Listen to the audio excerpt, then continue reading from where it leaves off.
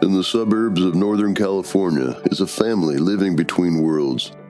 With one foot planted firmly in the past, aspiring homesteaders Jake and Wendy are raising their 5 young children to learn and appreciate historic trades and skills as they look together to the future. They want to show that dedication to God, commitment to family, and compassion towards others are not lost ideals, but rather the hallmarks of any truly great generation, something we can still reclaim today. As they built a life on faith and tradition, they found themselves on a unique journey, rediscovering the knowledge, ingenuity, and wisdom of older generations in their own shared quest for home.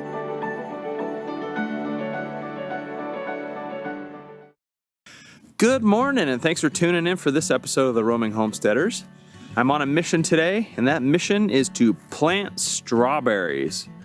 We went ahead and ordered 100 Albion Everbearing strawberries from Johnny Selected Seeds in Massachusetts, and we are ready to plant them.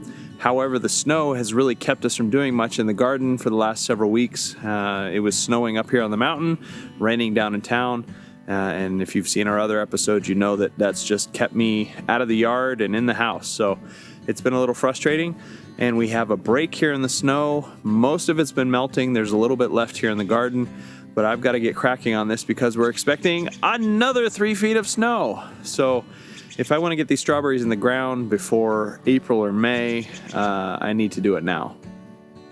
So these are the bundle of strawberries that arrived from Johnny's. They look pretty decent. I had a hard time finding strawberries this year, but I was able to get them, and they finally shipped them a little earlier than I needed.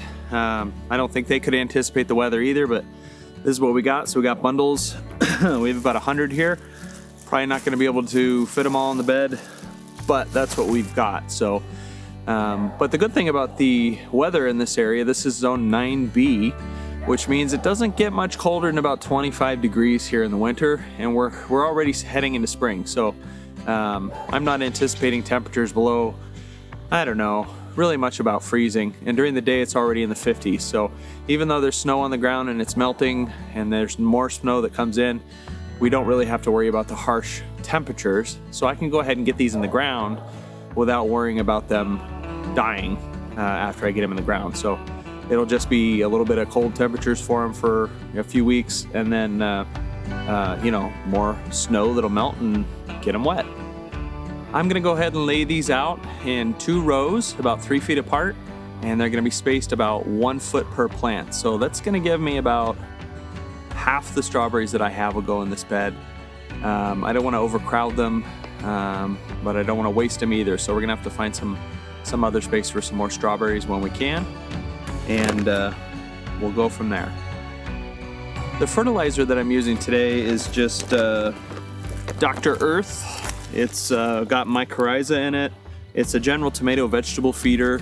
I think the analysis on the back is pretty straightforward. It's a 463, so it's not too hot. It's just a little extra for the strawberries. We're gonna go ahead and incorporate that into this bed, and I'll put a link below for people who are interested, just to give them a shot of fertilizer to get going here and get these planted and see how it works.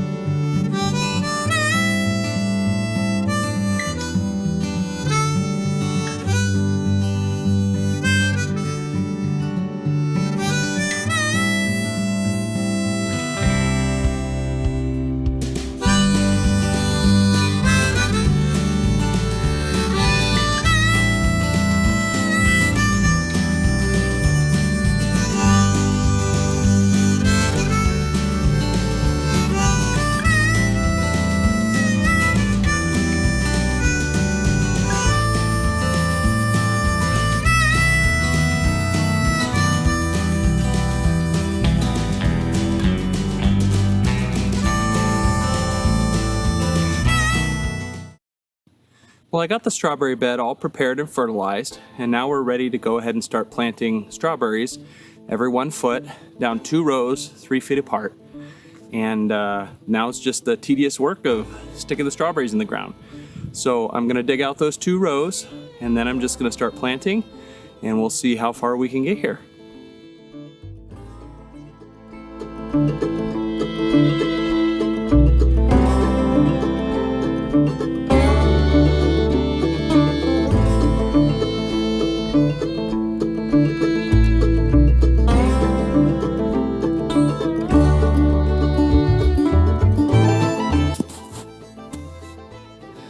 Now, when you're planting strawberries, you want to remember not to plant them too deep. The crown right here is the level at which you want to plant. So plant it right here where the roots meet the plant. So right here in the middle. Don't go any deeper or you'll cause rot. Don't go any shallower or the roots will dry out. So you got to plant it right there in the middle.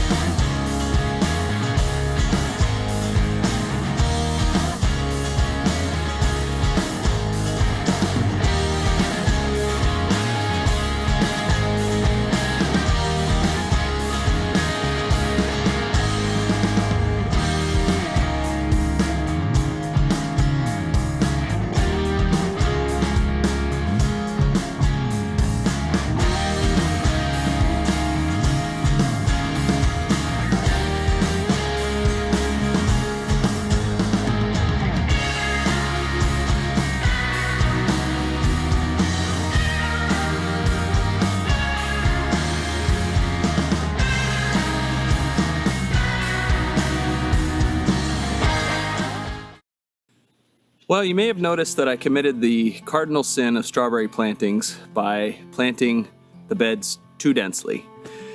If there's one weakness that I have, it's a loathing to waste plants. I got 100 plants here. I think that was their minimum order, or I forget exactly why I got 100, but there's really only room here for about 60 comfortably, technically, but I went ahead and put 75 in here. So I crammed this bed. I did sort of a dice pattern, number 5, where you have the 4 dots and then 1 in the center. So I tried to space them equally, but it's still a little bit dense. And I know that going in, but I didn't want to waste plants. 2 reasons. I didn't want to waste plants.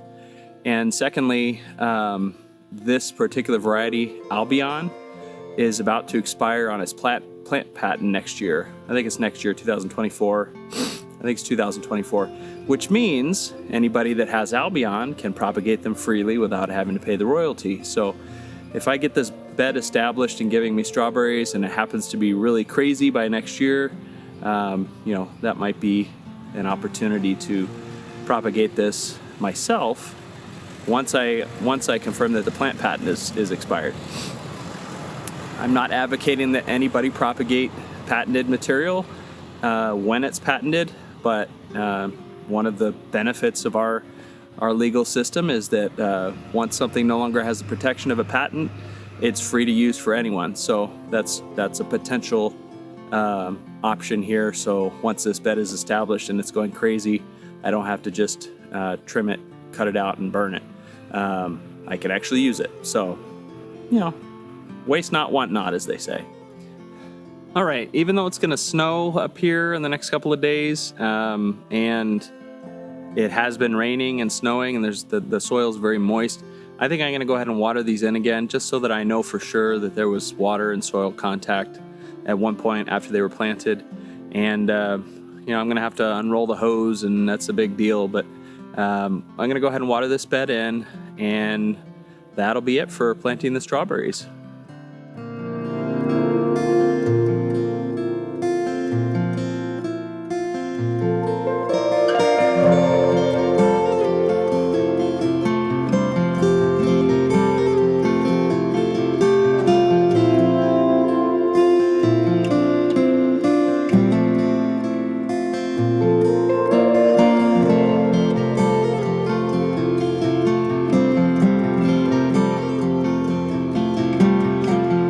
I hope this episode has inspired you in your own homesteading activities, and if you have any questions, I'm always glad to answer them. If you like our channel, please consider subscribing and hitting the bell so that you're notified whenever we release new videos.